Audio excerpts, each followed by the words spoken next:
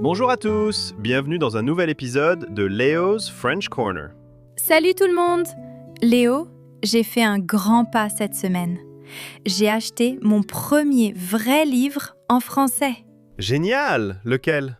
Le Petit Prince. C'est un livre pour enfants, donc ce sera facile, non? Aïe, comment ça s'est passé? Horrible. J'ai lu 2 pages et j'ai dû chercher 15 mots dans le dictionnaire.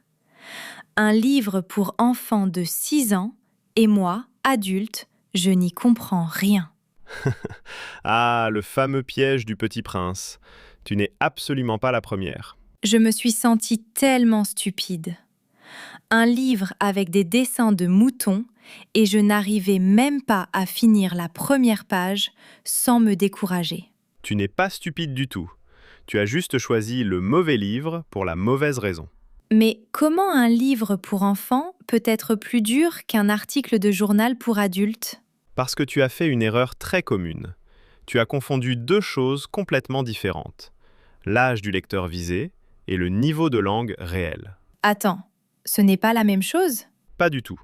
Le Petit Prince, c'est un conte philosophique. Le vocabulaire est poétique, abstrait, plein de métaphores. Les enfants français eux-mêmes trouvent ce livre difficile. Donc, livre pour enfants ne veut pas dire livre facile? Exactement. Certains livres pour enfants utilisent des structures grammaticales avancées, du vocabulaire rare, des phrases longues. Et à l'inverse, certains romans pour adultes sont écrits dans une langue très simple. Donc, je choisissais mes livres avec le mauvais critère depuis le début. Regarde, un roman policier moderne, écrit pour adultes, utilise souvent des phrases courtes, du vocabulaire quotidien, beaucoup de dialogues. C'est souvent plus facile qu'un conte philosophique pour enfants. Donc, un thriller pour adultes peut être plus simple qu'un conte pour enfants? Exactement le genre de surprise que je veux que tu retiennes. Presque tout le monde fait cette erreur. La vraie question n'est jamais « c'est pour quel âge ?» La vraie question c'est « combien de mots sur cette page je ne connais pas ?» Et il existe un test très simple pour répondre à cette question. Ça s'appelle la règle des 5 doigts. Les doigts? Comme mes mains? Exactement. Tu ouvres le livre à une page au hasard et tu lis. Chaque fois que tu tombes sur un mot que tu ne connais pas, tu lèves un doigt. D'accord. Et ensuite? Tiens, essayons. J'invente une phrase simple. Le chat noir dort sur le canapé pendant que la pluie tombe dehors. Combien de mots tu ne connais pas? Aucun. 0 doigt. Bien, donc ce niveau-là est trop facile pour toi maintenant. Essayons une phrase plus complexe. Le vieil homme contemplait, songeur, l'inexorable fuite du temps qui s'écoulait. Contemplait, songeur, inexorable. Ça fait au moins 3 doigts, peut-être 4. Voilà, cette phrase-là, c'est probablement ton vrai niveau actuel. À la fin de la page, tu comptes tes doigts. 0 ou un doigt levé? Le livre est trop facile. Tu n'apprends presque rien de nouveau. 0 ou 1 doigt, trop facile. 2 à 4 doigts? C'est la zone parfaite.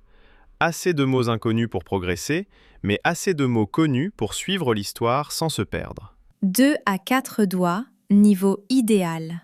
Et 5 doigts ou plus? Trop difficile.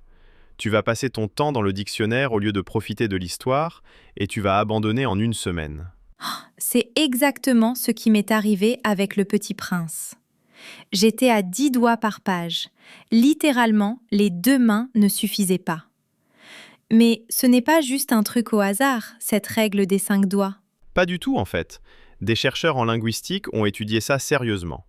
Pour lire confortablement, sans effort constant, il faut connaître environ 98% des mots d'une page. 98%?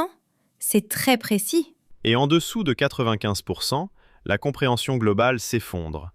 Ton cerveau passe tout son temps à traduire au lieu de comprendre l'histoire. C'est exactement ce qui s'est passé avec moi et Le Petit Prince.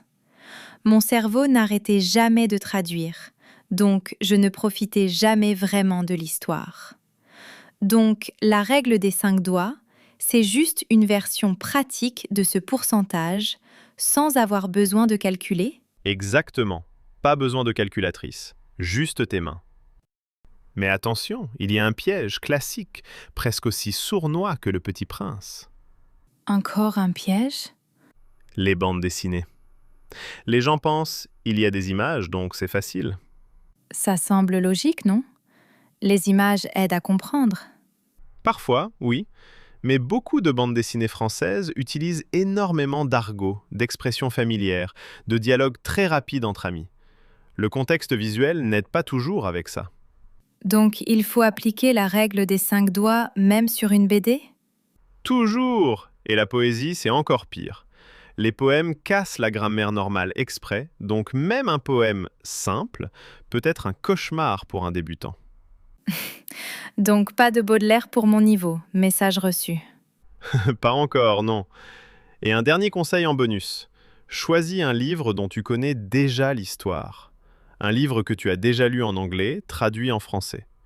Ton cerveau devine le sens grâce à l'histoire, même quand un mot te manque. Donc, Harry Potter à l'école des sorciers serait un meilleur choix que Le Petit Prince pour moi? Beaucoup, beaucoup meilleur, oui. Alors, Sophie, retiens juste ça. Oublie l'âge visé du livre. Applique la règle des 5 doigts sur une vraie page, choisis une histoire que tu connais déjà si possible, et vise la zone 2 à 4 doigts. Et arrête d'acheter des livres juste parce qu'ils ont l'air mignons avec un renard dessus. Le Petit Prince n'a rien fait de mal, il est juste mal compris par les débutants. Je le garderai sur mon étagère, comme objectif pour dans 2 ans. Chers amis, voici votre défi de la semaine. Prenez un livre français que vous possédez déjà, ouvrez une page au hasard et comptez vos doigts. Écrivez votre résultat dans les commentaires.